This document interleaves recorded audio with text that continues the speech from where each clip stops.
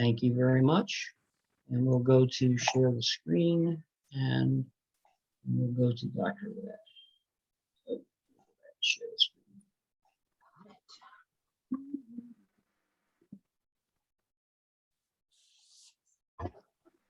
All right. Are you seeing the Dr. Ladd video Yes. on your screen? Yes. Okay. And then the other thing that we didn't do last time was I needed to make sure I was sharing the I'm going to take remote control more. That's what we want. And we want to share sound. All right, good. Just say hi, David, okay? No, you say hi, David. Now there'll be a bit of introduction here, but I will blaze through this as fast as we can. I think we're at. Who's the Fed might talk a little bit. Ed might talk a little bit about him tonight. I think he's probably one of the most brilliant women's health. Ed might talk a little bit about him tonight. He has become a well-known international speaker, as I mentioned, and author on nutritional science, and he really focuses now on educating people to move towards optimal health. And really, what does that mean? Optimal health. And Lord Ladd, I'm sure, is going to be talking a little bit about that for the subject tonight. 1995, he aligned himself with Dr. Myron Wentz, who is the founder of USANA Health Sciences. And if you have not heard about Dr. Wentz, the person who has invited you on, please ask them about who Dr. Wentz is. Ladd might talk a little bit about him tonight. I think he's probably one of the most brilliant scientists of our age, a cellular scientist. And his life mission, Dr. Wentz's life mission, is to improve the health and life of people around the world. And that vision, it really resonated with Ladd's heart. And so he's partnered with Dr. Wentz ever since. He's an Emerald Director. Ladd is an Emerald Director in USANA Health Sciences. He's part of the $1 Million Club in USANA, and he also created the original scientific advisory board for the company, for them to interact with health professionals as the company was getting launched. Now it's a 25-year-old company. Ladd was nominated by Dr. Wentz himself for the prestigious Dr. Wentz Vision Award in 2013. Dr. Wentz selected Ladd because of his heart and tireless efforts to help others, and that exemplifies the vision of Dr. Wentz. And he does these webinars and other things for free for us, for all of us, to help teach us, and so it's invaluable, it's priceless, and it could really change people's lives, so we really appreciate that. You see his resume up there on the screen, and here's some of the tools he has available for all of us. You can pick them up at iTunes or Audible. These are some of the CDs that I would highly recommend. The Power of Cellular Nutrition, Supplements in Pregnancy, Oxidized LDL Cholesterol, What Your Doctor May Not Yet Know, and Introducing USANA to Medical Professionals. So pick those up at Audible and iTunes. Tell your friends about those. Excellent tools. This one, Cholesterol Conspiracy, a couple weeks ago, I was able to recommend this to a friend who was really wanted to get to know about a second opinion about statin drugs that their physician wanted them to be on, and this is where I sent them. Get this book, this audio book from iTunes or Audible, you can get it, and listen to it. That's done a tremendous amount of research on heart health and really understanding it, what statin drugs are all about, what they do, some nutritional alternatives. Listen to this book, get it, pass it on. There's also a foreword in this book by Dr. Wentz himself. And take a look at laddmcnamara.net where you can actually pick up that possibly, but I would just go to Audible or iTunes and get that.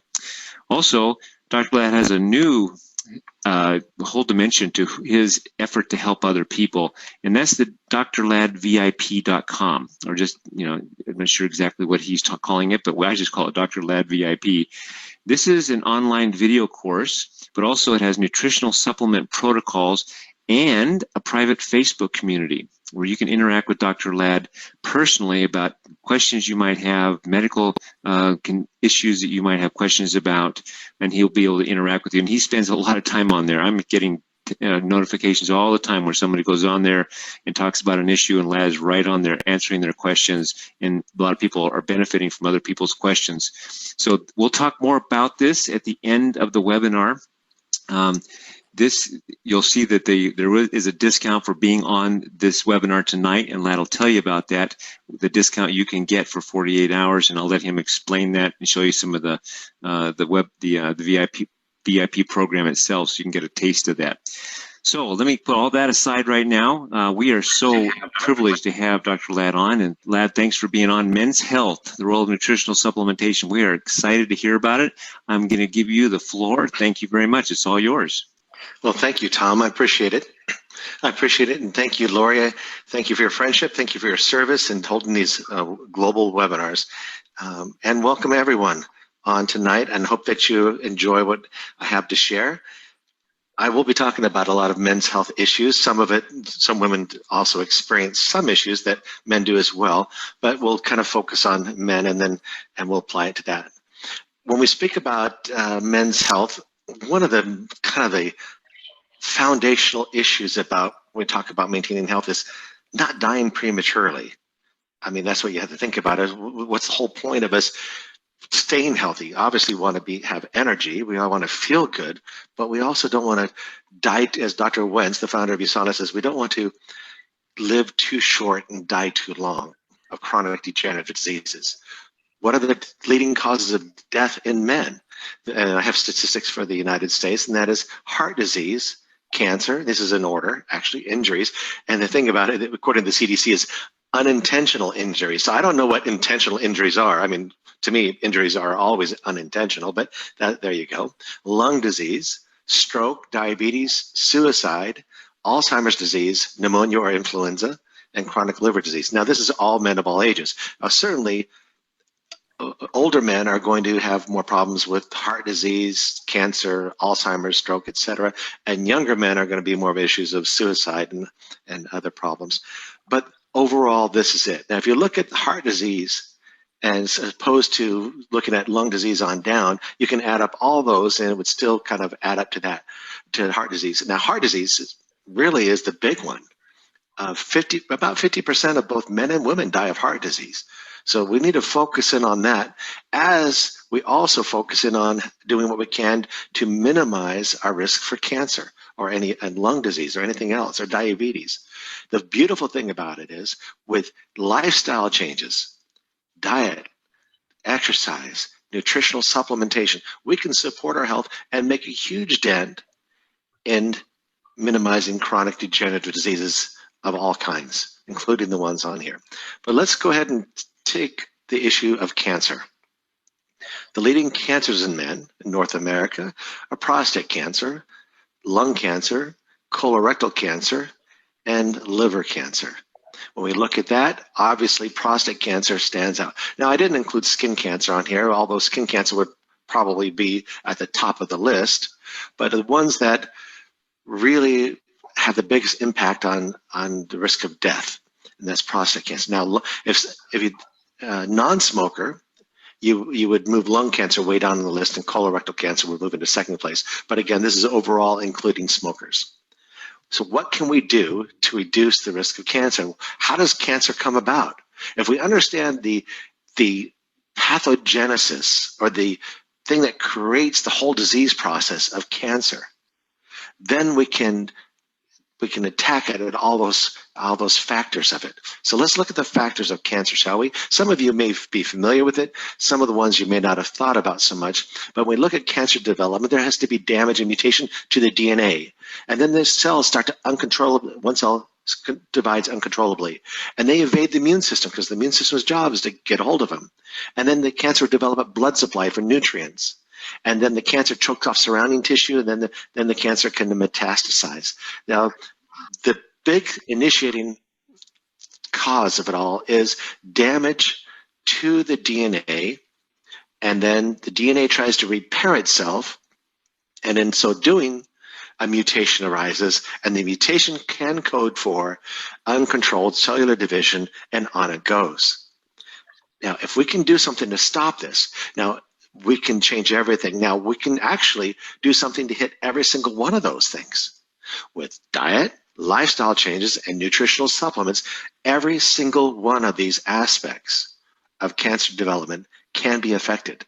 That's the beautiful thing about it. And it doesn't just go for prostate cancer. It's for all types. We need to look at what caused the damage to the DNA to cause the mutation in the first place. And that's free radicals. Free radicals, like from UV light from the sun, or cigarette smoking, can leads to free radicals, or air pollution, ionizing radiation, or inflammation. You have an increased free radicals.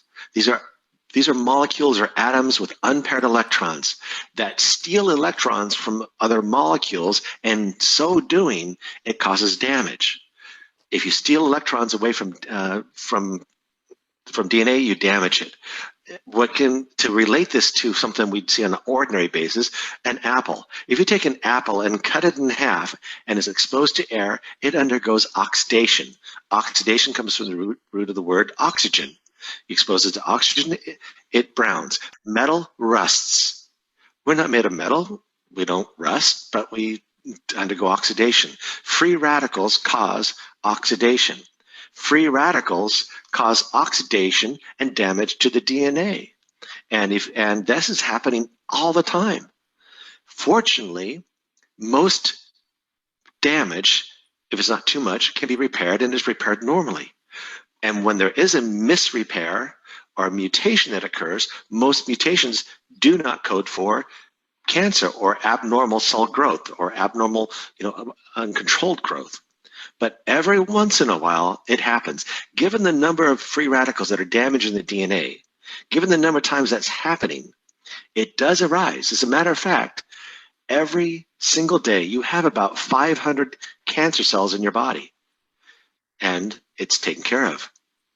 The cancer development occurs. This is actually showing a picture. It's been colored, but the cancer cells. These cancer cells will divide, and they'll have little spicules that will go out like crabs to claw into things. As a matter of fact, that's where the word cancer comes from, because it means crab. And the cancer will just claw into different tissues, and it will be abnormal growth that way. Our immune system is a beautiful design in that it not only protects us from bacteria, microbes, etc., it also protects us from the abnormality of cancer, as long as we have a healthy immune system. And that's what's important to maintain. Reducing excessive stress, getting plenty of sleep, eating right, exercising, not getting too much high glycemic foods or sugar, and plenty of nutritional supplements help support our immune system. Because what happens is, fortunately, most cancers undergo apoptosis. Your cells, this is what's amazing. Your cells have a code in the DNA, a self-destruct code, that when the cells become abnormal, this self-destruct code turns on and is destroyed. But some cancers, or cancer cells, the self-destruct gene gets turned off. And when the self-destruct gene gets turned off, the cancer keeps dividing uncontrollably. What's amazing is that there actually are micronutrients, vitamins, minerals, nutrients, antioxidants that go in and turn the self-destruct button back on. Isn't that great? I think that's amazing that they actually switches the gene back on to, it affects the gene. That's like epigenetics. It switches it back on to allow for programmed cell death, known as apoptosis, the falling apart of this. That does not cause inflammation. The apoptosis is a natural process that happens in your body anyway, which can be induced through natural means. It doesn't take drugs or anything else to do that, but it takes a healthy immune system with a healthy diet and lifestyle. The immune system destroys the cancer cells in a good way. Now, there are frontiers in medicine where they were able to put antibodies that are into this system, and the antibodies go after the cancer, and that's great. But your immune system does that every day anyway, and we want to be able to have it, at its peak performance. And you can do that, keep the immune system going after those cancer cells, so that they target the cancer cells and destroy it. So fortunately, most cancer cells are destroyed, and the factors that affect the cancer are genetics. suppressed immune system from stress, let's say, or drugs can suppress it even, or nutritional deficiencies, not getting the right micronutrients at the levels that required. Or you can have a virulent cancer mutation that codes for this thing to go crazy. And hormones can influence cancers, particularly breast cancer and prostate cancer, and environmental factors as well. The one thing about hormonal influences that we're going to find out about is, just as a question to think about, does testosterone influence the prostate? I'll give you a clue. The answer is yes. Does testosterone influence prostate cancer? And how does it influence prostate cancer? We'll answer that in a little bit. But first, let's talk about environmental factors. The environmental factors, those are the things that we get exposed to at work, at home, and in our environment in general, our food and water. There are toxic chemicals. So there are 90 to 100,000 different chemicals we're exposed to on a continual basis on a daily basis, or maybe frequently enough. The medical studies have shown that there are certain toxins, for whether they're pesticides, which can mimic estrogens or xenoestrogens, herbicides, BPA from plastics, PCBs from industrial insulations, dioxins from chlorine, phthalates from burning of medical plastic waste. These toxins have a 4-fold increase in prostate cancer risk. That's huge. When you talk about that, approximately 1 out of 10 men get prostate cancer or die of prostate cancer, then what you're talking about is increasing that 4 times. That's huge. And you're thinking, well, I don't get exposed to these things. Yes, you do. Do you drink water? Do you eat food? You get exposed to this stuff. So what can you do? Well, you can be aware of where these toxins are. They're everywhere. They are ubiquitous throughout the world. Some of you may get exposed to more of it because you might be in a farming community, but even if you're not in a farming community, guess what? People in the urban areas are really loaded with a lot of these toxins as well. And again, it's just a matter of being aware of where these things exist to be able to avoid them. PCBs is one that I talk about a lot. PCBs, polychlorobiphenyls, were used as insulation. They're no longer used as insulation in electrical transformers, but they continue to permeate throughout the whole world. As these electrical transformers were dumped on lakes and rivers and streams, they are neurotoxins. They disrupt neurotransmitters. They're carcinogens. They actually are known to cause prostate cancer. Not associated with, but known to cause prostate cancer. They're endocrine disruptors, causing problems with hormones, causing problems with fertility in both male and female. When we talk about carcinogens, coming back to that for a minute, is that there was something that was about maybe 5 years ago or so when the doctors on CNN and Fox News and different news channels were getting on there talking about a report that came out showing that men who consumed or took fish oil supplements had increased risk of prostate cancer. And I remember them saying, well, we don't know why men have increased risk of prostate cancer. They just do. We know that it's not, they said, we know it's not due to the fish oil because men who eat fish don't have the increased risk. It's just men who have fish oil supplements. So therefore, they said men should stop having fish oil supplements. Women can take it because they don't have prostates, but men should stop taking fish oil supplements because it causes cancer.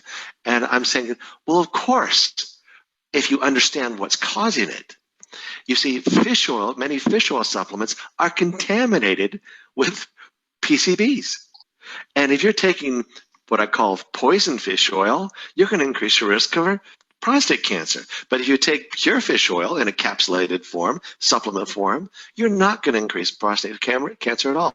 If anything, you're going to help support, you will support the prostate in prostate health. As a matter of fact, consumerlab.com, they reviewed a bunch of, this is an independent company, they send their products out, different products out to independent labs for testing to see not only do these nutrients, not just fish oil, but the vitamins and minerals and other supplements, do they have what they say they have in the bottle at the potency that they state? And not only that, are there things in the supplements that shouldn't be in there, like lead or arsenic or PCBs?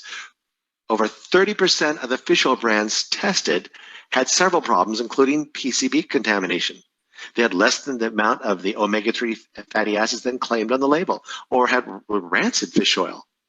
And people go to the store and buy cheap fish oil thinking that they're all the same, that there's no problem here. And therefore, the men who take fish oil supplements, they're seeing a higher incidence of prostate cancer because PCB contamination. They're getting the poisoned fish oil. And you don't, and the PCB is not just in the fish oil, it's everywhere. And dioxins are in all sorts of foods. What about male infertility? When I talked about prostate cancer, did you know that there's an association of male infertility with prostate cancer? Because the causation of male infertility and the causation of prostate cancer is nearly the same.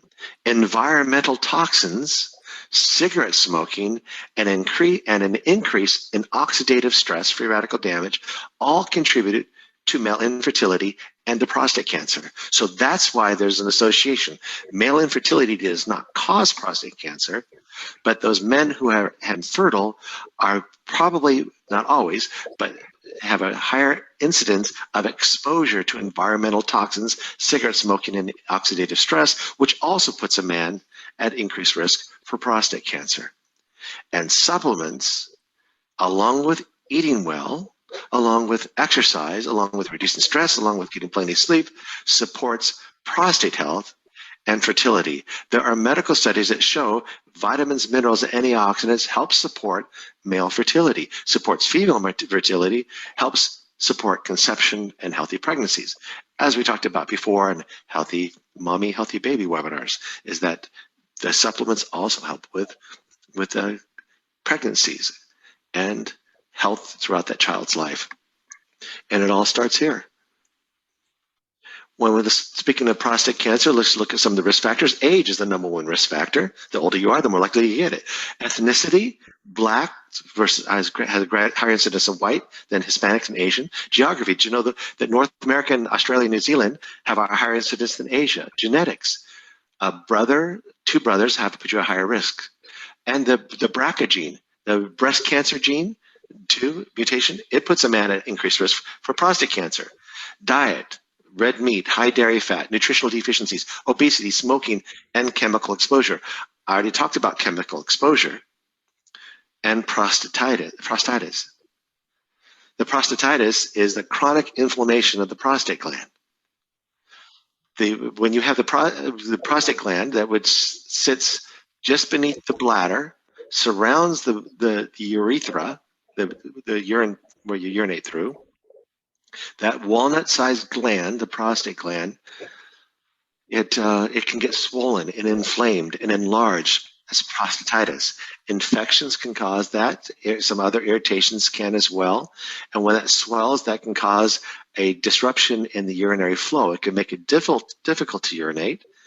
And the urinary flow you can have a backflow, and it can bring bacteria from the urethra, the tube, back into the bladder, creating bladder infections. But this chronic prostatitis, because of the chronic inflammation has chronic oxidation. Chronic oxidation has free radicals. Free radicals damage the DNA, which then can set off somebody later for prostate cancer. You see how that works? So what can you do to reduce inflammation? What is the same thing you can do to reduce oxidative damage? Reduce the oxidation, and you change the health. How do you reduce oxidation? Antioxidants. And prostate cancer with age. What is it about aging that causes somebody to increase the risk of prostate cancer?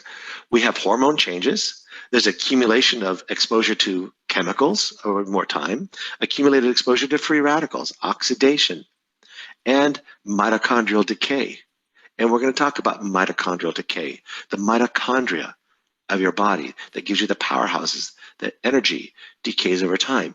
So when you look at this thing, you say, okay, men with old men as you age have an increased risk for prostate cancer, but you also have an increased risk for what? Alzheimer's disease, heart disease, cancers of any type, because of these changes in your body. So let's look at some of the hormonal changes. When you are young, let's say a man of 20 years of age, these are total testosterone levels, have a total testosterone level of 800 to 900, usually rarely over 1,000, but this is natural. And then as a man ages, the testosterone levels declines. It steadily declines year by year. It takes a big drop off in the 40s to 45s, and then 50, it continues to drop off throughout his life. And just as a side note, only the free testosterone is what's the active testosterone. The free testosterone means it's not bound to sex hormone binding globulins produced by the liver. All hormones, whether it's estrogen, testosterone, or whatever, is bound to, well, not all hormones, all sex hormones. All sex hormones, testosterone and estrogen, are bound to sex hormone binding globulin. Globulins means a protein. If it's bound to a protein, it cannot act. Only the free, unbound testosterone or estrogen can affect any tissues. So this is just a measurement of the total testosterone, which gives us a clue, though. We're following. So what happens as a man ages? The testosterone declines. Now, did you know that men have estrogen levels? And it's normal. And it's good. When you're young, the estrogen levels are relatively low. As you age, estrogen rises. And as a matter of fact, as a man ages, the estrogen levels become higher than his wife's. Unless she's getting hormone replacement. Isn't that strange? Now, what does that mean? Remember I asked earlier in the webinar tonight, I said, how does testosterone affect the prostate gland? I said, does it influence prostate cancer? The answer is yes, but not in the way you think. Because look at what's happening to testosterone as you age. It's declining. Look what's rising as you age. And guess what rises as you age as well? The risk for prostate cancer. When you're young, 1 out of 10,000 men get prostate cancer. Between 40 and 60, 1 out of 39. After 60, 1 out of 13. And then, of course, beyond that, 70 to 80, over the age 80, will have prostate cancer. That's huge. Now, not all prostate cancer will ultimately lead to their death, because many of the prostate cancers are very slow growing. Often they'll die of something else before prostate cancer. But if nothing else gets them, it kills them, then prostate cancer will eventually kill them if they don't die of anything else. But look, that's basically saying you're going to get it. you're going to get it. So, but look at, my point is this. Testosterone does not cause prostate cancer. Testosterone protects against prostate cancer. The rise of estrogen is associated with prostate cancer. So it would behoove us to protect our prostates from estrogen stimulation. Your prostate gland has estrogen receptors. It's sensitive to estrogen. But you don't want your estrogen too low. You're thinking, well, let's just wipe out the estrogen. No, because you know what? The greatest risk of death when related to hormones, more men die who have a higher risk of death are those men who have the lowest testosterone and lowest estrogen levels. You want your estrogen levels to be ideal and your testosterone levels to be ideal. Let's talk about that. In a study of over 3,000 men aged 69 to 80 years old, testosterone and estradiol levels were measured over 4.5 years. Men with both low estrogen, estradiol, and testosterone levels were twice as likely to die compared to men with levels in the optimal ranges. So we want a good dose of testosterone and a good dose of estrogen, estradiol. We don't want our estradiol levels to the level of a woman, but we don't want to have it near zero. We don't want to have a testosterone level of a 70-year-old. We want to have a testosterone level of a 30-year-old. That's what helps maintain health of not only the but of the prostate, but of any cause, death from any cause, not just prostate cancer. Testosterone replacement is not a bad idea. It's something that I did in my practice with wives and their husband. The low levels of testosterone are associated with diminished libido, that makes sense, and erectile dysfunction, loss of muscle tone and increased abdominal fat, low bone density. Men can develop osteoporosis just as much, well, not as much, but it's just like women can. Depression, when testosterone levels go low, depression can set in. As a matter of fact, we call that andropause. We know that happens with women, and guess what? It happens to men too. You know, why they're so low? You need to snap out of it. Well, you don't snap out of loss of testosterone. Nothing to be embarrassed of. This is a process. Alzheimer's disease is associated with low testosterone. Metabolic syndrome, where your blood pressure and your and sugar levels are off. Type 2 diabetes, atherosclerosis. In other words, heart disease and stroke are associated with low testosterone. And the lower your testosterone, the worse prognosis for the most aggressive prostate cancer. Isn't that interesting? So this is telling us that testosterone replacement should be a part of our lives. Just like I used to prescribe hormones for women, for bioidentical hormones. As a matter of fact, in the early 1990s, I was prescribing bioidentical hormones for women, and my colleagues were thinking I was a quack for it. It wasn't so much later that bioidentical hormones became the thing. Well, I remember some patients of mine that would come in, some women come in and say, Dr. McNamara, well, isn't it unnatural to prescribe hormones to a woman who's gone through menopause? Isn't it natural to go through menopause and not have estrogen? I said, yes, and it's natural to die as well. Would you like that course? Because when you decrease yourself of hormones, you are actually accelerating the aging process, and you will die earlier on average.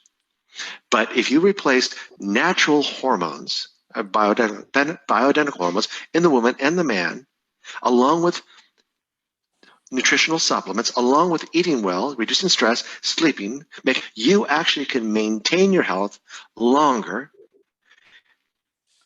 and have a long. So what are the levels that we want to have for replacement?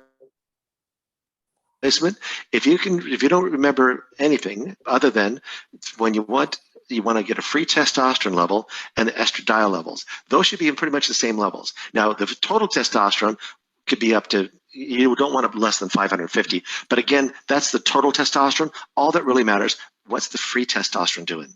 And I have in the drladvip.com thing, I have information on how do you free up your testosterone. So you're going to get hormone replacement, great. Not every doctor prescribes it what I consider correctly, because once you give a man testosterone, guess what? Some of it converts to estrogen. Well, you want a little bit of it's okay, but you don't want too much converting to estrogen. How do you stop that? And you don't want the liver responding by producing more sex hormone binding globulin to bind up the testosterone and make it not free. So there's a whole science to that, and there are things that can be done to help reduce that. But most doctors just give you testosterone and send you on your way. It works for about 6 months. After 6 months, you're thinking, well, it's not working anymore. I don't have the libido, the erection quality is going down, and the depression is coming back, and all of a sudden I'm gaining weight and man boobs or something, because it has to be done correctly. If done correctly, it is done very, very well. Just like supplements. You just don't go to the store and buy this or that supplement and just kind of take this and take that and don't know what you're doing and ask the 19-year-old store clerk, hey, what's the best supplements for me to take? I don't know. This stuff's on sale today. No, you want to have some knowledge about it. When it's done correctly, it will help maintain your health. Hormones and supplements go hand in hand. And those are the levels. And of course, have your PSA level checked, because that's a prostate-specific antigen. This helps you to make sure that it's monitored for prostate cancer, of course. Benign prostate hypertrophy is not cancer. It happens to most men. Many men over 40 have some enlargement. Men over 50, about 50% of men have symptoms, and when you're over 80, about 90% of men have symptoms. It causes pressure in the urethra, make it difficult to urinate. And then it can lead to urinary infections because you have the backflow of bacteria there. We know that certain supplements like zinc, the mineral, and also lycopene, like most famous from tomatoes, omega-3 fatty acids, the fish oil, turmeric extract, or curcumin, same thing, grapeseed extract, and saw palmetto all help to maintain a healthy prostate. Fortunately, BPH, by the name implies, it's benign. Prostate hypertrophy does not increase the risk for prostate cancer. Prostatitis does, inflammation does, but not the enlargement. It just, there's symptoms that can cause it. And of course, it's not just benign. If you get a serious raging urine infection that turns into kidney infection, which turns into sepsis, that's not benign. It's not in the sense of cancer, but it can be very life-threatening. So it's something just to monitor, and although it's normal, it can be managed some by the right supplements. Beta-glucans are polysaccharide fibers from cell membranes of the reishi and shiitake mushrooms and baker's yeast extract. They have unique immune modulating activities. They help the immune system to attack and kill bacteria, viruses, fungi, and cancer cells. That's the beautiful thing about beta-glucans. They can actually help the immune system to do their job. The beta-glucans don't do the effect. The beta-glucans affect the immune system so the immune system can do its normal job. That makes sense, right? So the beta-glucans, they modulate the immune system because actually the white blood cells like macrophages, they actually have receptors where the beta-glucans connect to. And when they connect to those receptors, it activates the white blood cells to better do their job. Isn't that crazy? Good? I think it is. I think it's amazing that it does that like that to help us do its job even better. But they do not cause an overreaction of the immune system. Yeah, that's the modulation process. So the beta-glucans, what they can do is, let's say the beta-glucans activate the macrophages. The macrophages go after abnormal cells. Let's say they're hypertrophy, BPH, or anything else, or any, and then they release signals, cytokine cell signaling activity that recruits cytotoxic lymphocytes, white blood cells, that then have this whole cascade of other signals that signal for antibodies and complement proteins to put on abnormal cells so that it start to grow abnormally. This is the system that gets it. Now, also the macrophages send out these signals that recruit natural killer cells. Those are named the white blood cells that go after the abnormal cells, and they are also, the natural killer cells are activated by the beta-glucans themselves to activate them to go after bacteria, fungi, or abnormal cells that are growing abnormally. And this is how you can help your immune system to keep at bay the abnormal cells. This is something that I hope everybody understands the importance of and the use of beta-glucans. And they can be used in conjunction with other antioxidants to help keep your body healthy and free of abnormal cells as much as possible. So to protect and support the prostate, saw palmetto and isoflavones do. Saw palmetto is suggested with or without testosterone replacement. So whether you're going to do testosterone replacement or not do testosterone replacement, saw palmetto is beneficial for your prostate. The estrogen and DHT affect the prostate. I already said that the prostate gland has estrogen receptors. And the DHT is a stronger form of testosterone. See, testosterone is converted into DHT, which is DHT is dihydrotestosterone. And it is more potent than testosterone. It's a form of testosterone, but it's a very high potent form. It is responsible for oily skin, acne, prostate enlargement, etc. In women can have DHT too in their skin. It can cause oily skin, acne, and etc. as well. DHT is responsible for male pattern baldness because of the DHT in the skin. It affects the hair glands. Saw palmetto, it blocks the enzyme that converts testosterone into DHT. So by taking saw palmetto, whether you're male or female, you can reduce the DHT in the skin, and in men, reduce the DHT in the prostate to help maintain a healthy prostate so it's not so enlarged. And the soy isoflavones would help protect against estrogen stimulation, because soy isoflavones, they attach to estrogen receptors on the prostate, and since they're attached to estrogen receptors on the prostate, they effectively block estrogen from being able to attach to the estrogen receptors. Does that make sense?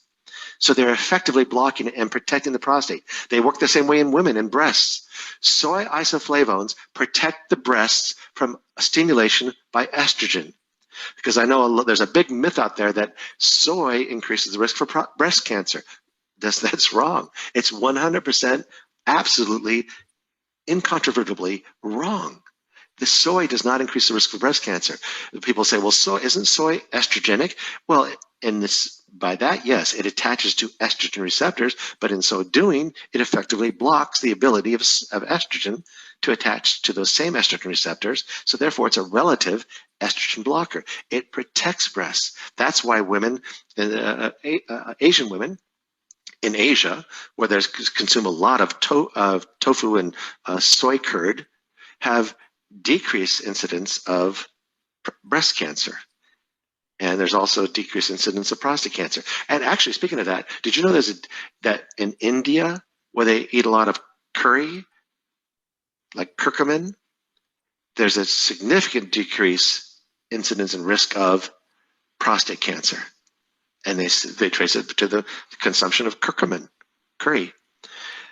So these nutrients, these micronutrients of soy isoflavones, of saw palmetto, of turmeric extract, of grapeseed extract, and all these other things help protect the prostate, and in women, the breasts, and in everybody, other tissues as well.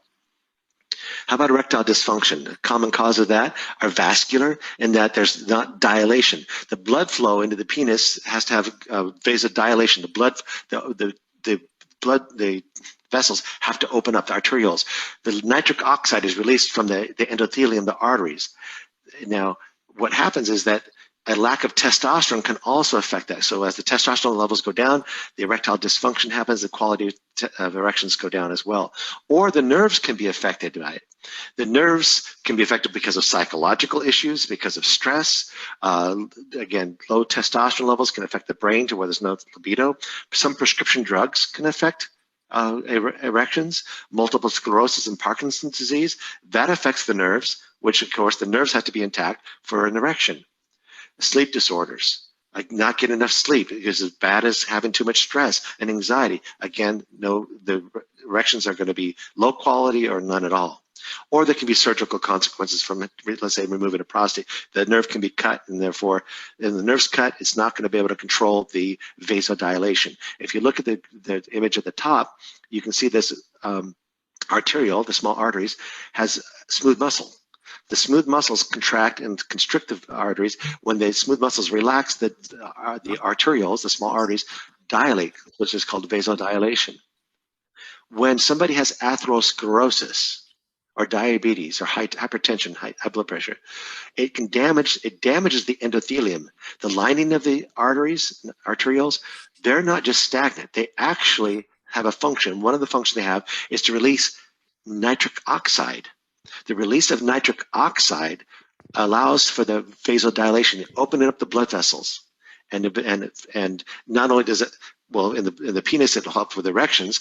If the vasodilation of the heart will allow for more blood perfusion into the heart, and so this is a very important process, and it allows for the control of blood pressure.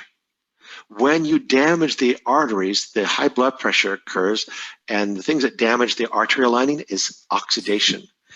Atherosclerosis is the calcifications. The oxidized LDL cholesterol has damaged the inside of the arteries along with homocysteine. The diabetes, the sugar level have oxidized that.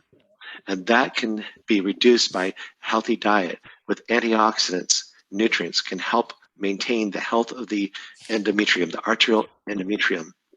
Testosterone replacement will help that as well.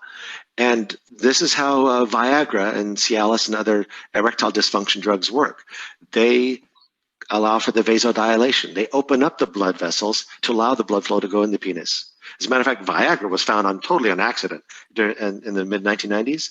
It was being promoted as a high blood pressure medication to allow for vasodilation, allow the vasodilation and bring down the blood pressure. Well, men were reporting, hey, I got a good benefit going on here. You know what? It's working here. And so Pfizer said, you know what? We're not selling it for blood pressure anymore. I went back to the FDA and said, we want to sell it for erectile dysfunction because we can make a lot more money and put a lot more smiles on men's faces. And guess what? It's been a going off like it was launched with a bang and just really took off. So that's how that works. Now, what you can do is this, instead of having blood vessels that are clogged up with plaque, is that you can change your lifestyle, help maintain good blood sugar levels, help with diet and micronutrients, vitamins, minerals, antioxidants. You can reduce the oxidation and inflammation so that your inside of the arteries, the lumens, the endometrium is not clogged up, because these oxidized LDL cholesterol, it gets underneath the endothelium and it gets into the wall. This is showing kind of coming lumen. It actually gets underneath the lining into the wall there and builds up and thickens. That's not good. What can allow for vasodilation? Grapeseed extract. Grapeseed extract helps the grapeseed extract allows the endothelium, the lining, to release nitric oxide. So does lutein, zeaxanthin, and others. All right, now what about pathogenesis of chronic disease? This is key. Think about mitochondrial decay.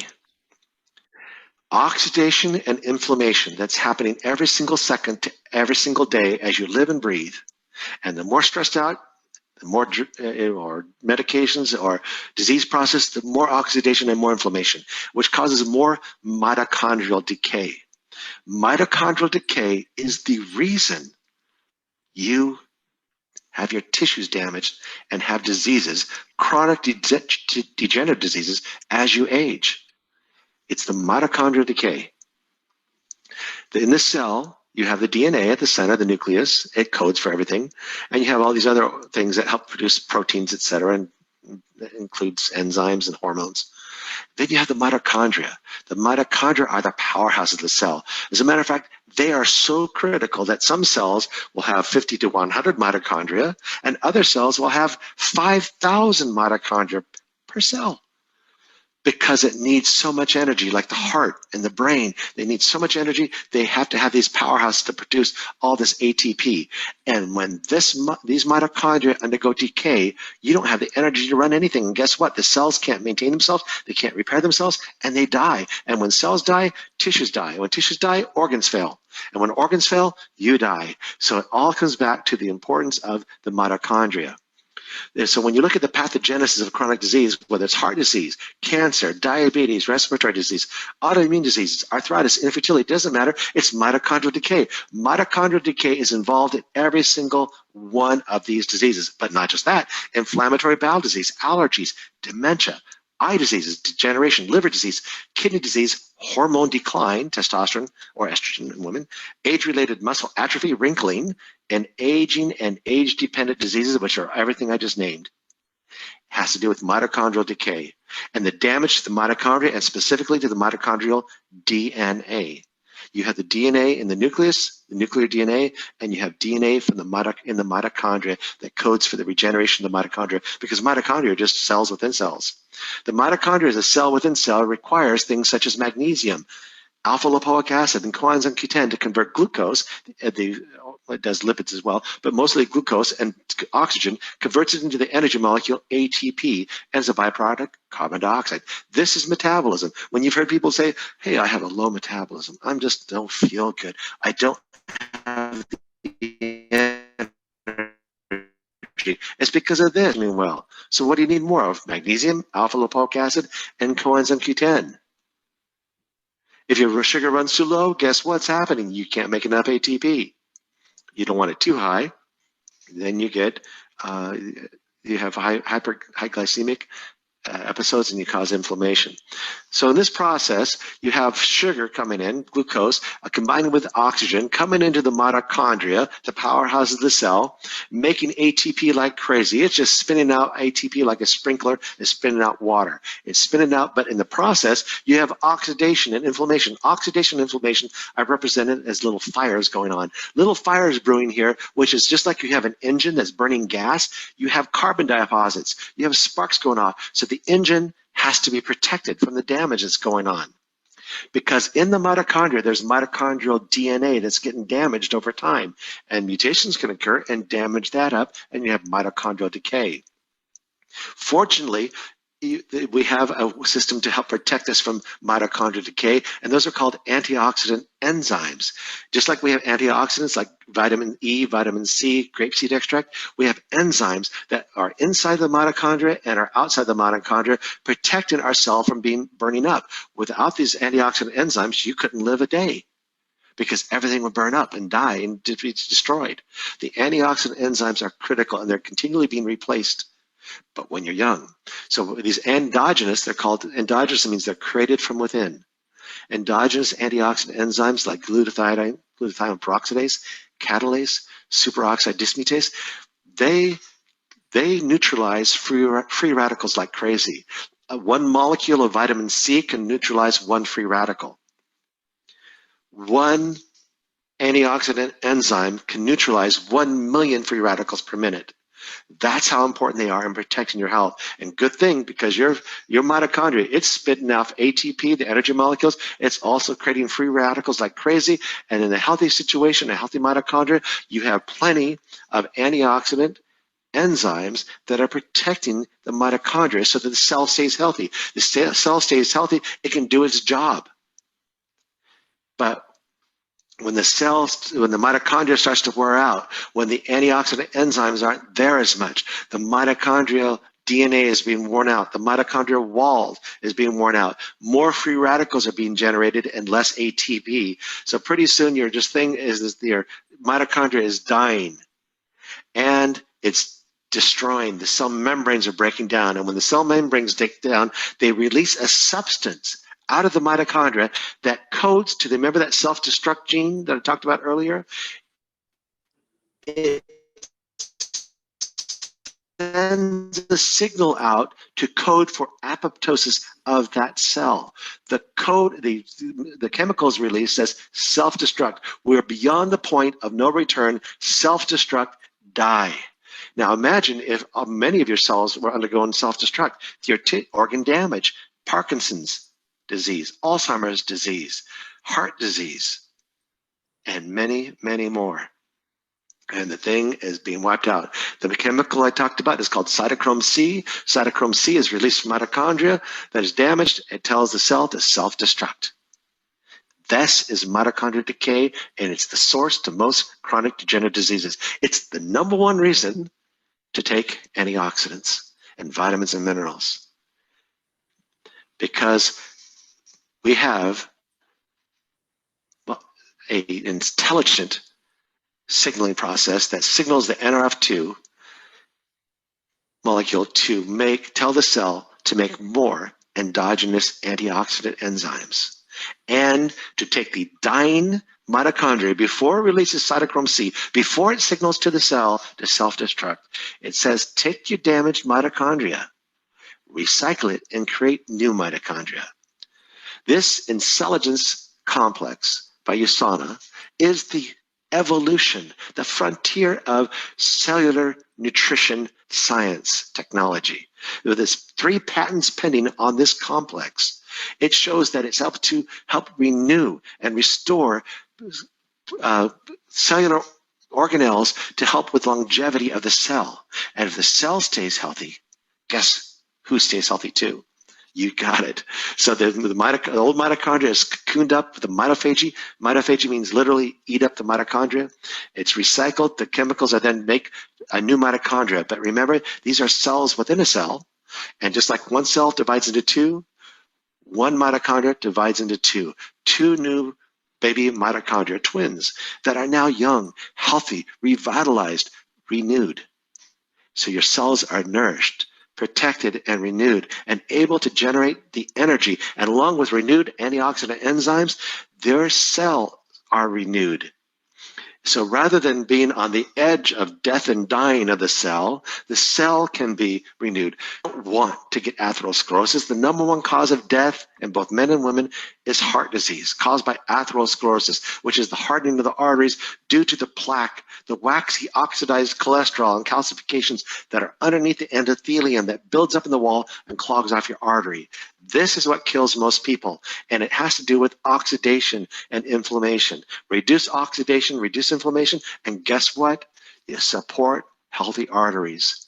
And when we talk about the bad versus good cholesterol, the bad cholesterol, you've been told all your life it's the LDL, and the good cholesterol is HDL. Well, HDL is very good, but LDL is not bad. You would die in a day without it. LDL is needed to make hormones. You need LDL cholesterol. What you don't need is you don't need your LDL cholesterol oxidized. When your LDL cholesterol is oxidized, that's a problem. Certain subfractions of LDL are more susceptible to oxidative damage. That's why some people genetically are more at risk for heart disease, because their subfractions of LDL are more susceptible to oxidative damage. And when they're oxidized, they stick to where the nicks where homocysteine have knocked it up and knocked it out. So you have these nicks in your arteries where homocysteine, a molecule that if you don't get enough folic acid will nick up the lining, and it'll also, homocysteine also nicks up LDL cholesterol,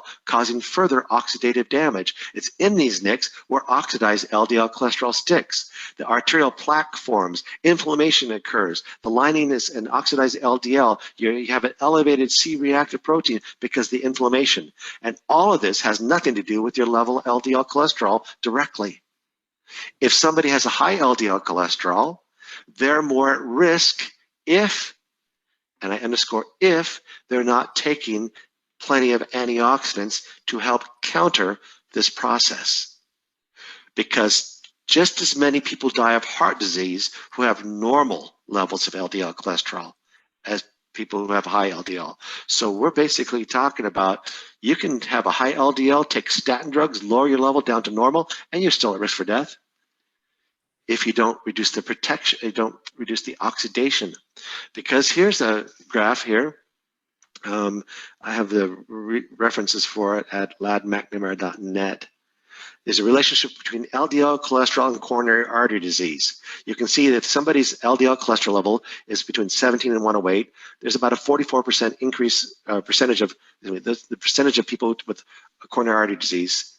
Excuse me, the percentage of people with coronary artery disease who have 17 and 108 have 44%. In other words, this kind of goes up, but it's not really that dramatic of a correlation. What is a correlation when you look at the oxidized LDL cholesterol? When you look at oxidized LDL cholesterol, look at that linear progression. That is a true linear progression association of when the oxidized LDL cholesterol goes up, so does your risk for coronary artery disease. And then when you check your oxidized LDL cholesterol to HDL, the good cholesterol, then it becomes even more evident. That's what we're talking about. So should you take statins? I can't answer that question. You need to talk to your doctor about that, whether it's right for you or not. I can tell you this, though. The cumulative medical studies for women, the statin drugs have been not shown to reduce the risk of death in women overall at all. Whether they had a heart attack or not had a heart attack, it doesn't reduce the risk of death.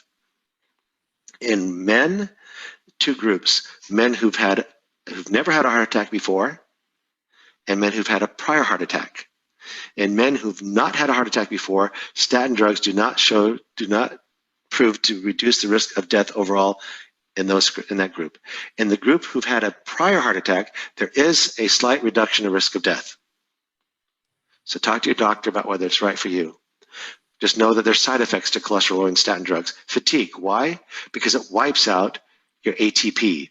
And wiping out your ATP, which your muscles need it, muscle damage is a possibility. Amnesia or forgetful thinking, because your brain needs ATP. Depression, because your brain needs ATP. Insomnia, because your brain needs ATP. Kidney and liver failure, because your liver and kidneys need ATP. Your congestive heart failure, because your heart needs ATP. Cardiomyopathy, your heart needs ATP. Diabetes is increased risk.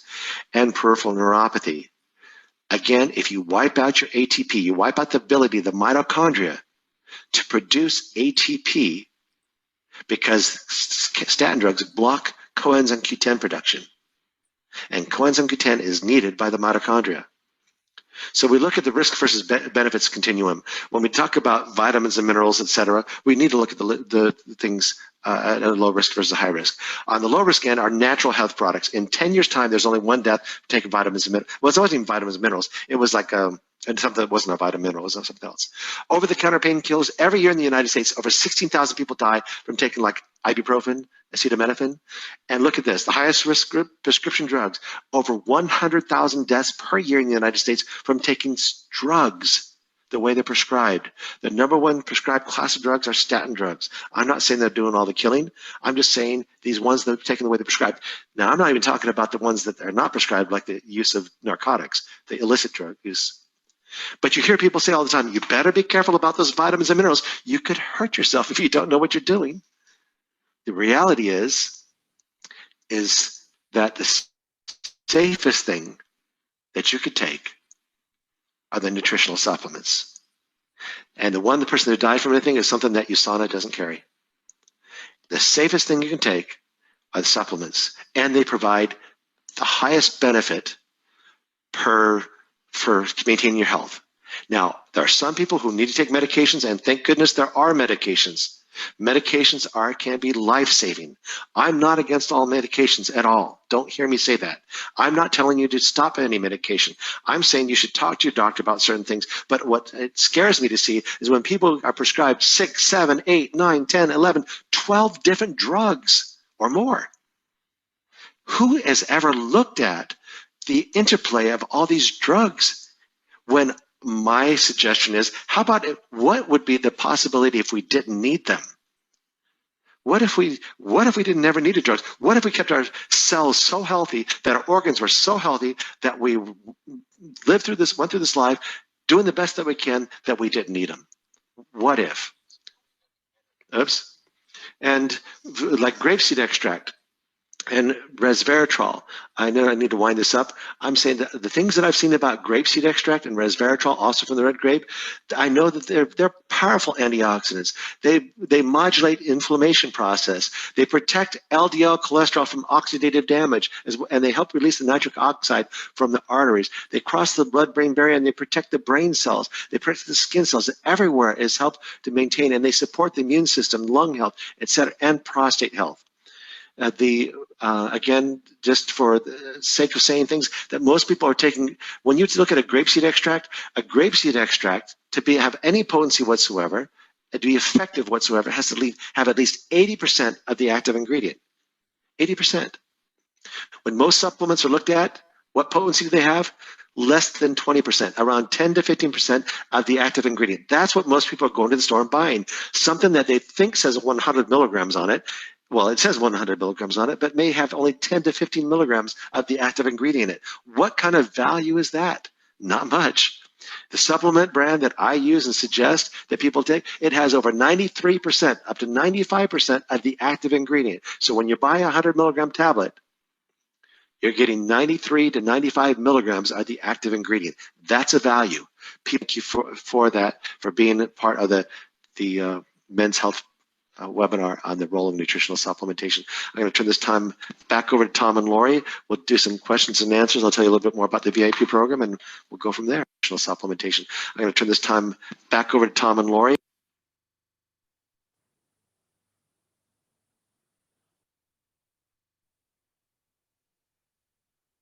Hey, do not knock my computer over.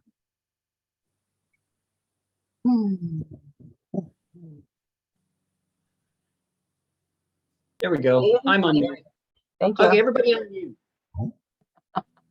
Take the time to unmute so we can have our discussion.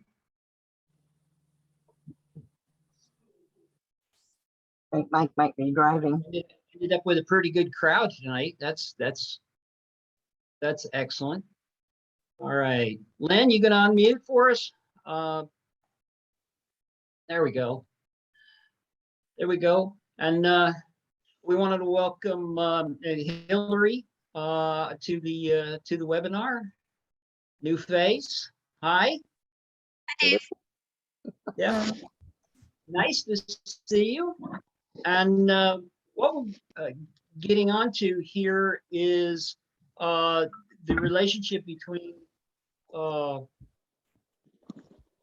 nutrition and health and the avoidance of death. And, you know, with Dr.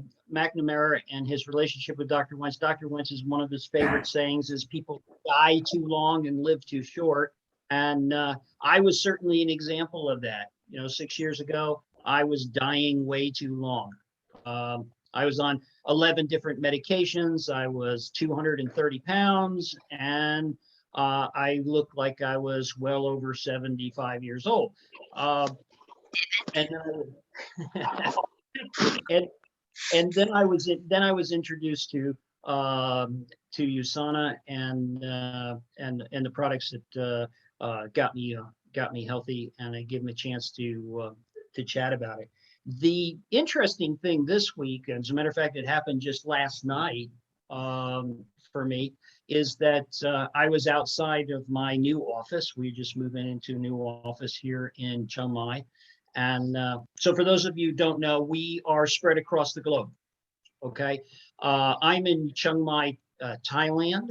Jishang, I see Jishang there, and she's in China. Mila and her mom are in Florida. And Thekla is in Spokane. Mike is in Spokane. Yeah, Spokane, okay? And Len John is in Alaska. And we had, let's see, also Gwen, she's in Minnesota today. Are you with us, Gwen? Yeah. And David, her husband, is in Boston. And so here we are, we're stretched across the globe, and you're trying to find everybody in their own time zone. So we try not to go too long or start too early and so forth. It's really bad for the people in Oman because they have to get up at 4 o'clock in the morning. Rarely get our friends from Oman on us. And then in Thekla, you'll note that Gwen has Lily with her. So you're not the only one who has dogs keeping you company while you're on your computer. Okay, so this incident occurred, and I'm talking with one of the contractors, and that's not to say that I'm not a contractor, but I'm on the government side, okay, and then the construction contractors, the actual builder of the site, and my job is to quality assure what they do.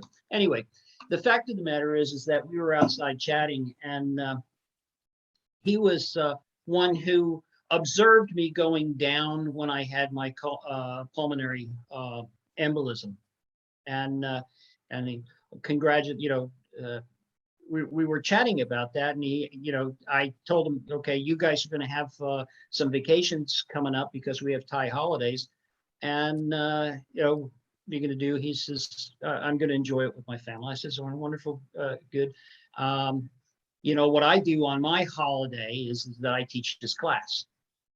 And so on Saturday mornings, every Saturday, I teach this class, and we try to get together and meet as a family and go over what we can learn best about what we need to know in order to be healthy yourselves, and then be able to share that same information with other people. So I normally talk this way, okay?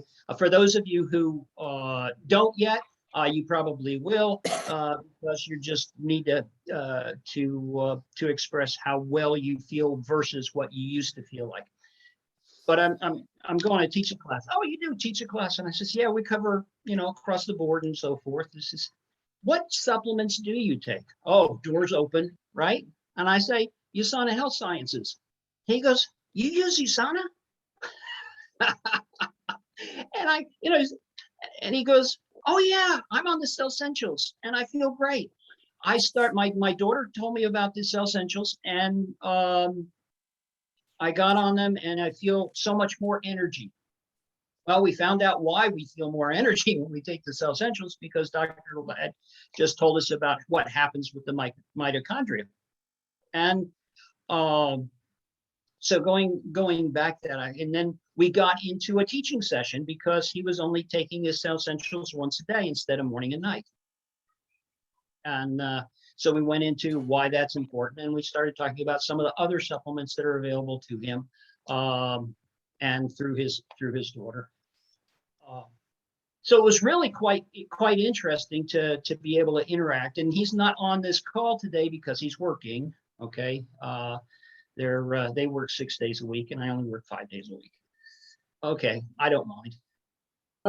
And the fun stuff about it is that you get to share. And we were talking about men's health, and one of the clear things about men's health is most men don't care about their health until they don't have it. I mean, they don't prep themselves for old age. I don't know how many times I've tried to teach my sons about getting ready for old age. Okay, I just gotta wait Until they told. until they're too old. And the fact of the matter is that's a shame. But there are brain cells, I guess, that are receptive and brain cells that are rejective. And I just seem to run into all of the rejection ones too often. But going down that path is that we just don't care. Okay, as long as we are attractive to the women and attracted and so forth, and that we're able to fulfill ourselves sexually, we're all good. Okay, that is a male mental attitude, and the fact that you go down that path and you say, all right, so when does it start dropping off? And you start going, oh gosh, now I better think about something. And no, my back hurts, my knees hurt, my ankles hurt, whatever. I'm losing all my hair. And we don't realize, because we don't go back and research, right? We leave it up to other people. We wait on our doctor to tell us. Right, Thecla? We wait on our doctor to tell us. And if I don't.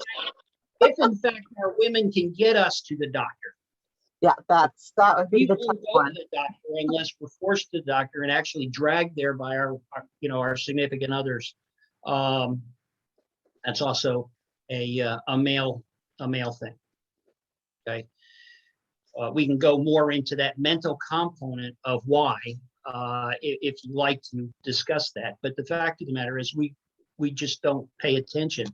And what I try to reiterate again and again and again is that you men need to take care of yourselves, because if you can't take care of yourselves, who else is going to think that you can take care of them? That's right. All right, you better be able to take care of yourself, and if you can take care of yourselves, then you can expand your horizon and take care of other people. And if you intend to have relationships, okay, then you need to be able to take care of yourself so that you can take care of these relationships. And we learned a couple of weeks ago how health and relationships are tied together. So if we need a refresher on that, I'll be happy to touch base with each one of you through social media, and we could do a refresher. The course on health and relationship, that's on the YouTube.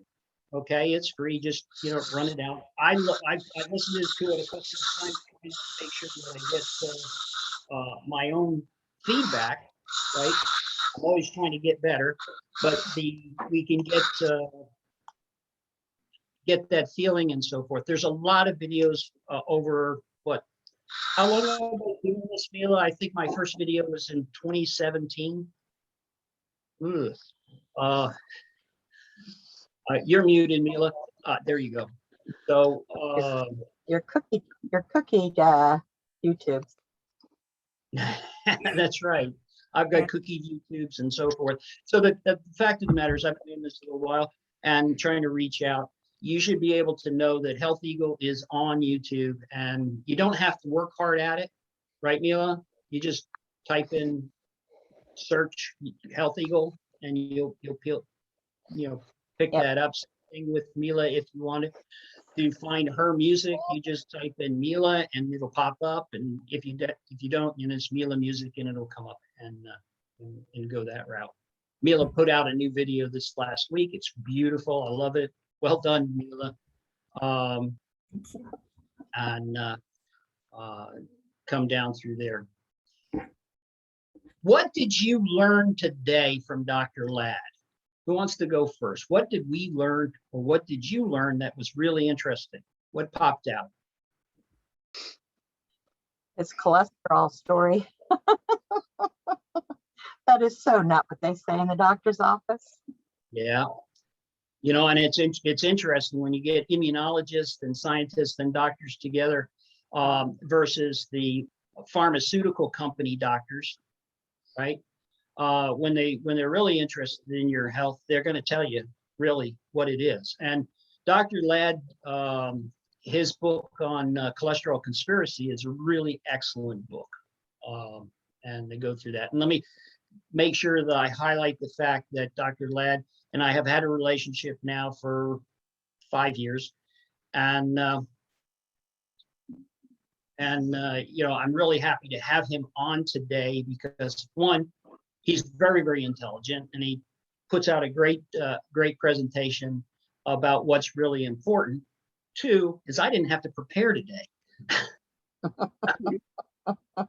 I didn't have to spend 20 to 40 hours trying to put together a course. But I really do appreciate Dr. Ladd. And if you're interested in him and being part of his group, it's Dr. DrLaddVIP.com. So if you go to Dr. Ladd VIP, you can go there. You can see what he's all about. You can join his group. There's a little fee. It's not much. And if you're a user of the preferred product, his preferred products, then you get a discount. That being said, I'm almost on there all the time because people are asking me questions. I'll do my research and then I'll do my my reference back to Dr. Ladd. And he goes, "Yeah, Dave, that sounds about right. Yeah, I never thought about that." When we talked about healthy relationships and so forth, this was a really eye opener because there wasn't a whole lot of literature on the subject. But we can go down that path. I know that I had my testosterone checked. Now, how to find out what the levels of testosterone that I had in my bloodstream, and you know that the scale was 0 to 900. All right, and this is not like you're going to go to get your credit score, right? But it's 0 to 900, and mine at 64 years old is at 400. And if you looked across the scale and tied in the dates and so forth, that's like about 48 years old. All right, 20 is more like where I should be in the mid 60s and so forth. The interesting thing about that is that 5 years ago, my testosterone was lower. Okay, I was in that category around 150 to 200, 5 or 6 years ago. What has changed has been my nutrition, and the point to come to is that everything that you need, both male or female, in order to get to hormonal health, are in the products that I will advocate to you. And the fact of the matter is that the USANA products are the #1 rated product in the world. Blah blah blah blah blah. Go do that route, and you wouldn't know that unless somebody told you, because most people are dollar oriented, and if it's cheap, they'll buy it. If it's not cheap, they won't buy it. And of course, cheap doesn't get you healthy. I don't know about you guys, but I had a heart incident back in 2016, and my cardiologist says, "Dave, forks before knives, Dave, forks before knives." And I go, "What's that?" He says, "Eat better, or I'm going to have to cut on you." And I knew that I couldn't get all the nutrition that I needed from eating. So I needed to take supplements. And when I started trying to find the supplements, I just hoped they were working, and I felt no different. And I actually got no different. And then the minute I started on the USANA products. Then in 3 weeks, I didn't need my Prilosec anymore, and I'd been on Prilosec 20 years for acid reflux, and I didn't need it anymore. And then everything else started getting better, and over time, I had more energy, I had more activity, less weight, blah blah blah blah. So it all got to the point where 8 months later, nobody was going to take my USANA away from me, and so I'm advocate the same to everyone else. And I've been down to the USANA plant and research center in Salt Lake City and talked to the scientists there. And that's why I would advocate, if you're looking for great information about nutrition, you're going to go to Ask the Scientists. And you can do that online. That's askthescientist.com. Okay. Len, what did you learn? So it was interesting to hear all the stats about prostate cancer and pancreas cancer and the testosterone and yeah, my dad always used to tell me it takes a man to get old. I'm learning what he's talking about. Yeah. But for me, some of my breakthroughs that I've been experiencing since I started taking USANA, I had chronic back pain and been diagnosed with rheumatoid arthritis, so I had dry eye. And I've been taking USANA now going on almost 3 months, I think, maybe longer. And I don't have dry eye anymore. I don't need, I used to use Restasis all the time, and my dry eye is gone. And my body's producing teardrops. So that's a tremendous breakthrough. I've been using that Restasis for about 25 years, and seeing a breakthrough in that. I'm just looking forward to more breakthroughs with USANA. Yeah. Well, I know that for me, it's a matter of I have had 3 friends die of prostate cancer. Very, very close friend. And if either I was knowledgeable at the time when they needed me to be knowledgeable about it, or that they were receptive to being told about the benefits. I have regrets thus about their death and not being able to help them prevent it. But again, too many people don't listen, and therefore they're on their own.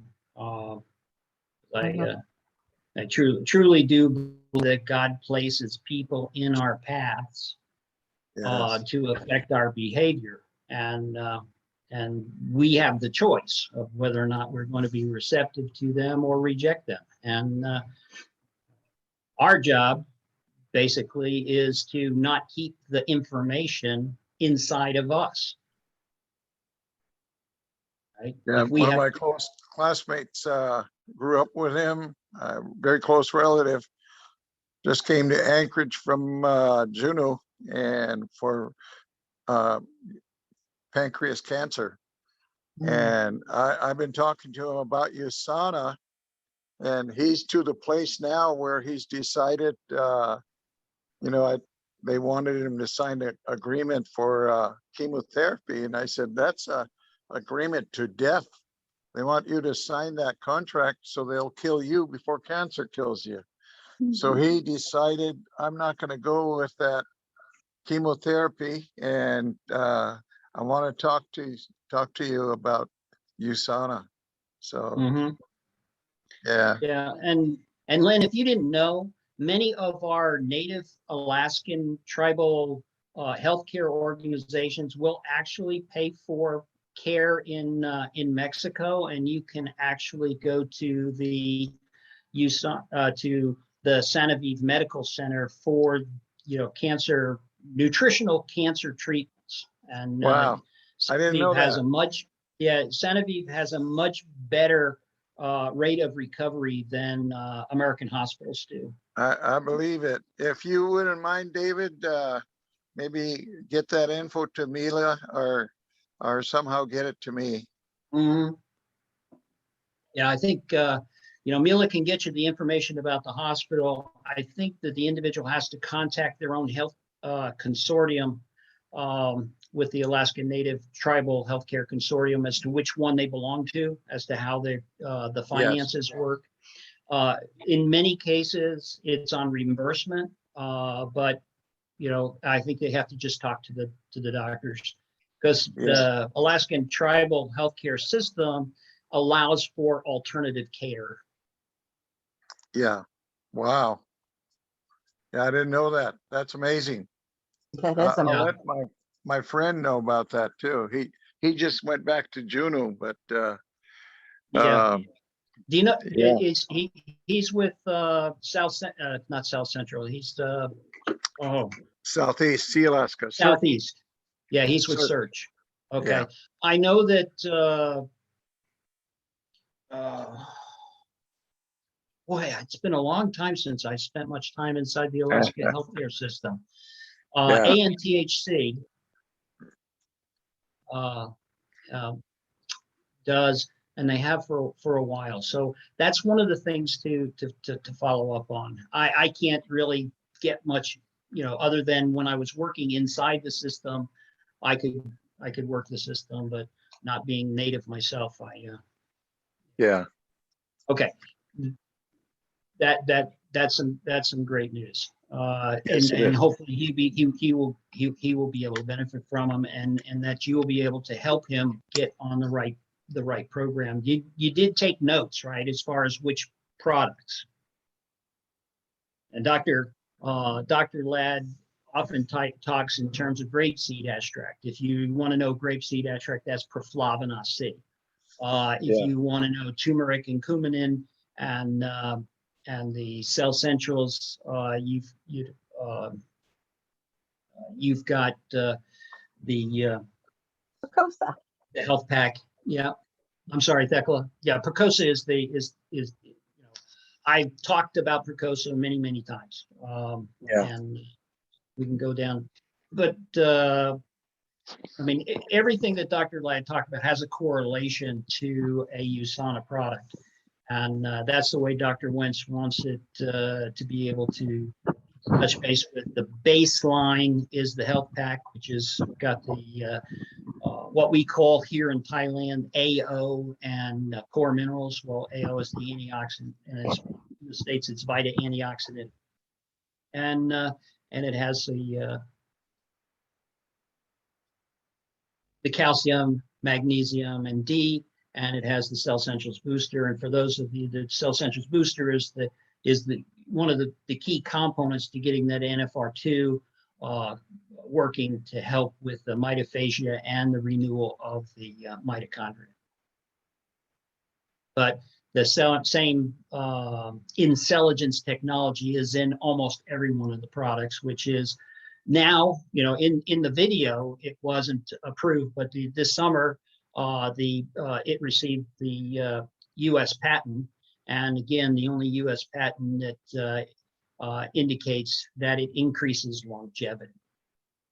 Okay, so there's a scientific evidence that Incelligence technology increases longevity because it eliminates oxidation and therefore inflammation, and therefore protects the body and renews the mitochondria and protects the DNA.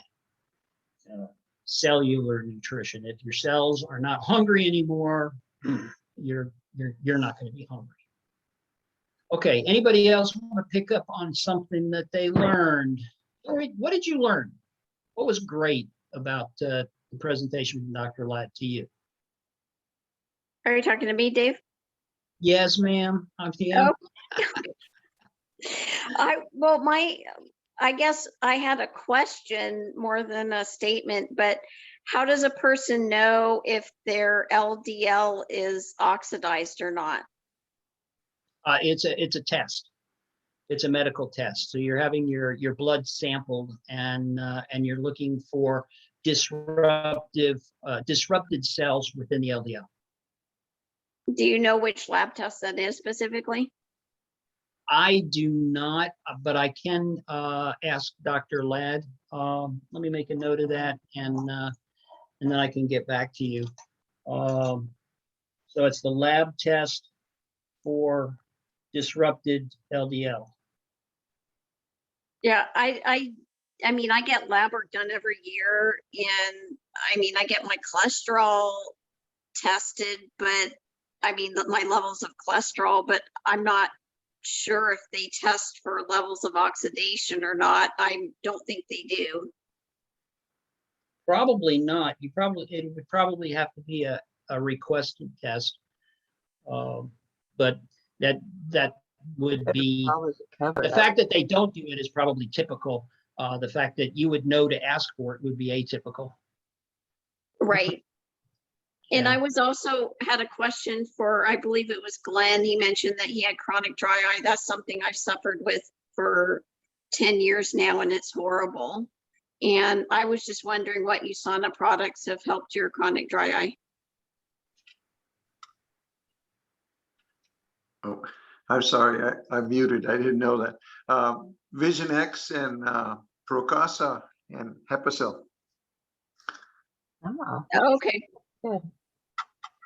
Hey, Mila, you didn't know that. Yeah. Dave, can you write that down and like send me those Yes, I certainly. names of those? I don't have a pen with me. That's okay. I got it.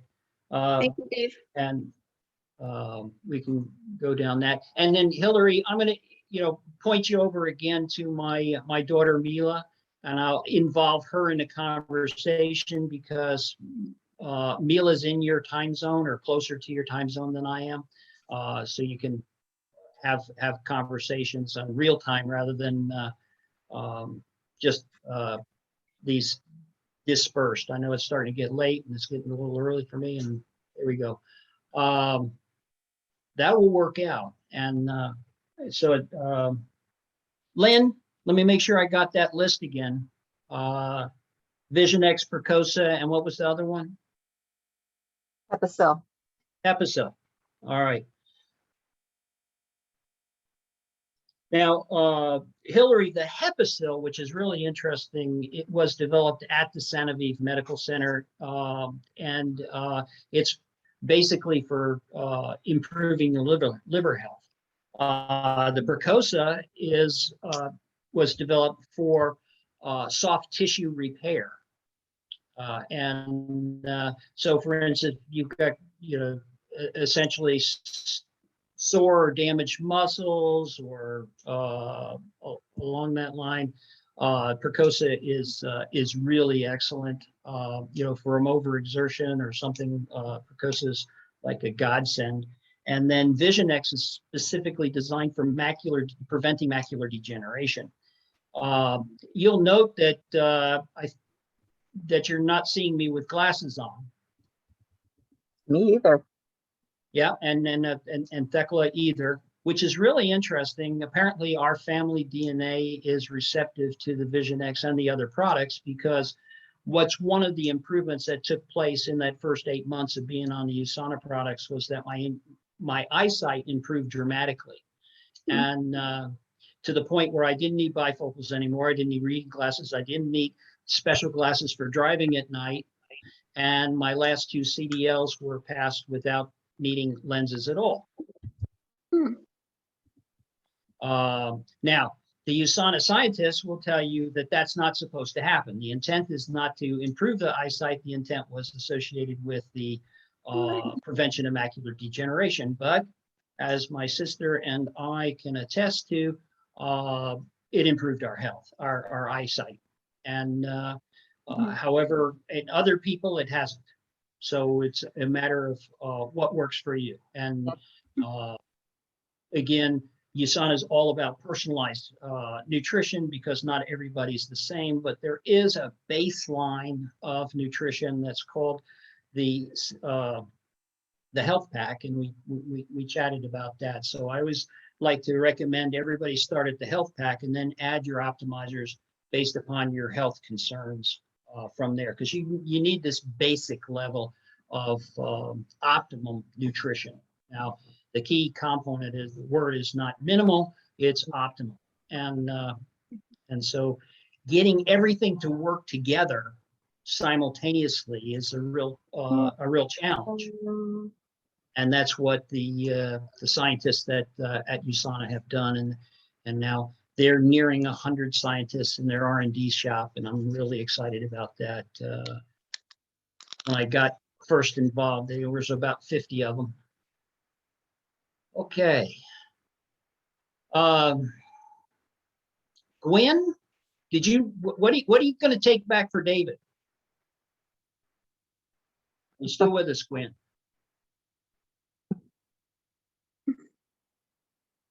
Okay. Mike's online too. Mike, what did you come away with?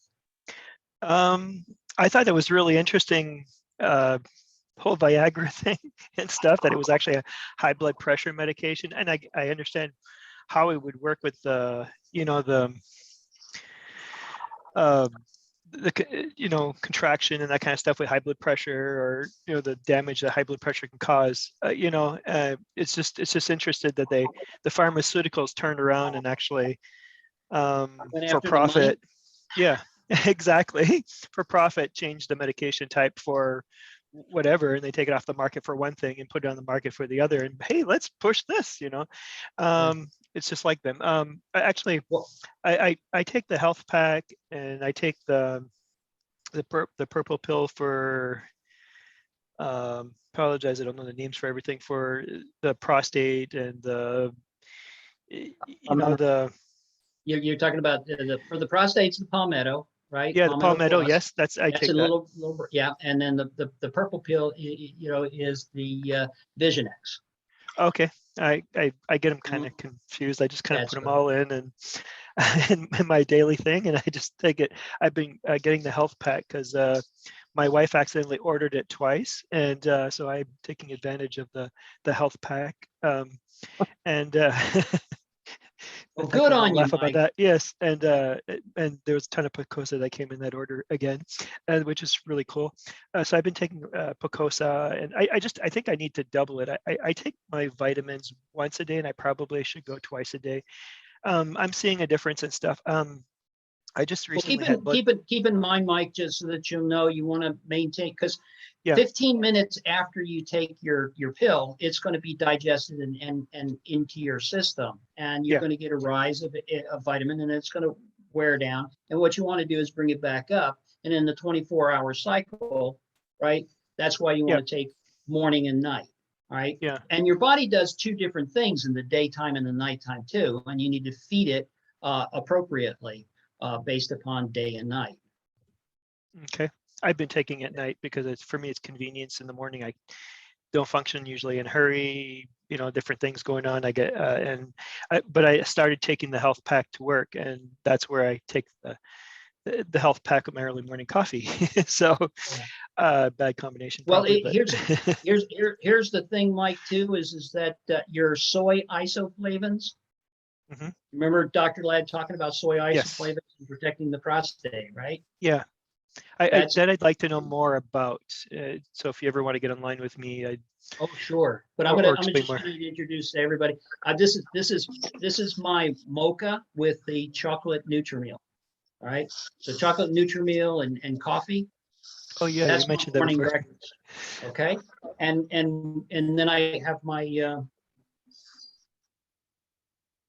my supplements that I take with that, and so I run off to work pretty early, and then right about coffee time, which is about 9 o'clock, I have my mocha and I take my nutrition, and then of course again in the evening with my dinner meal.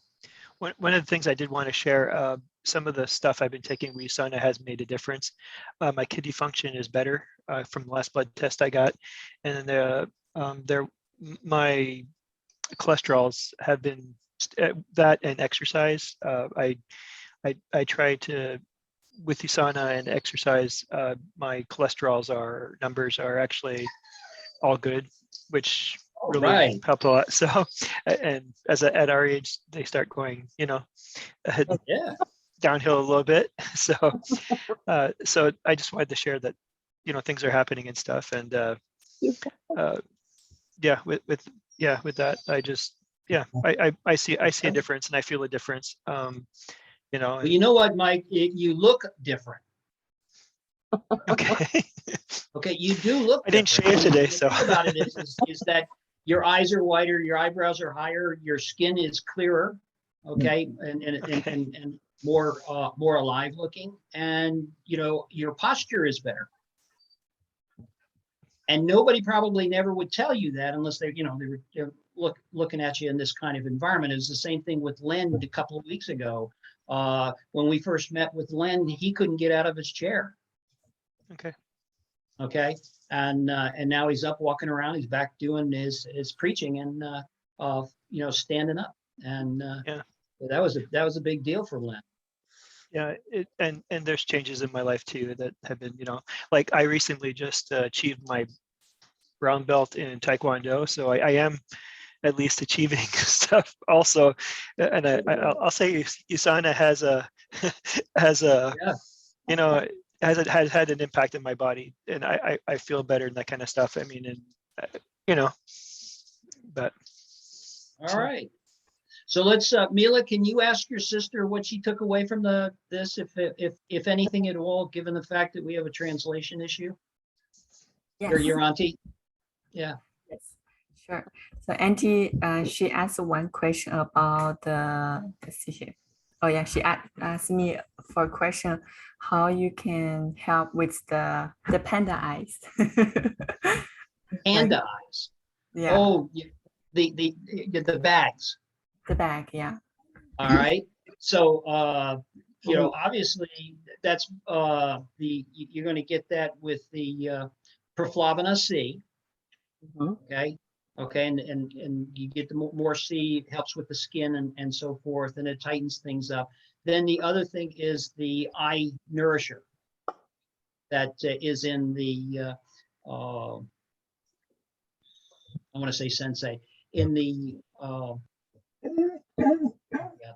somebody help me. Yeah.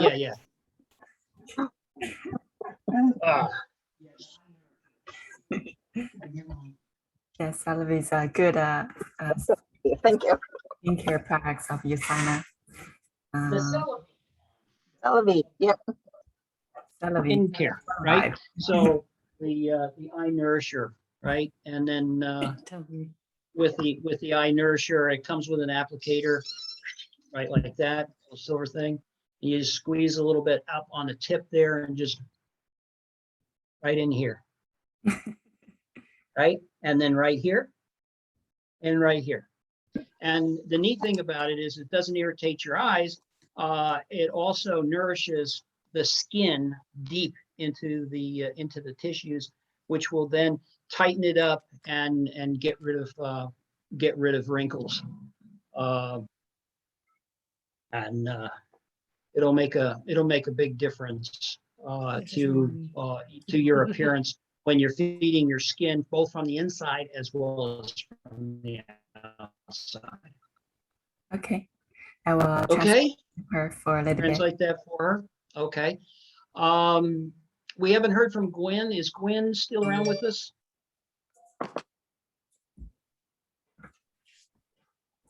And I'm going to stop recording for a minute.